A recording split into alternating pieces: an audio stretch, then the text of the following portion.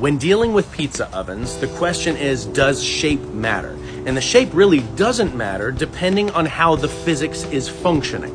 Meaning, you want to make sure that if it's wood-fired, it has a proper draw.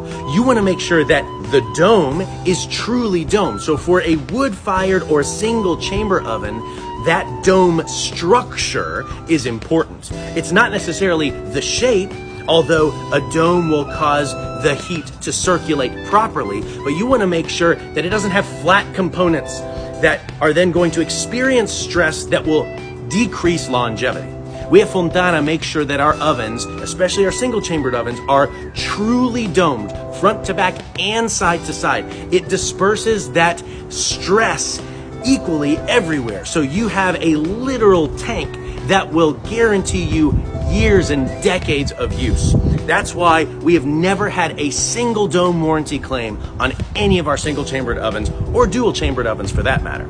But the dual-chambered ovens work differently because the heat runs across the sides, across the top, and it's a convection oven. The heat comes from below, through the walls, across the top, and out the chimney. A single-chambered oven is different.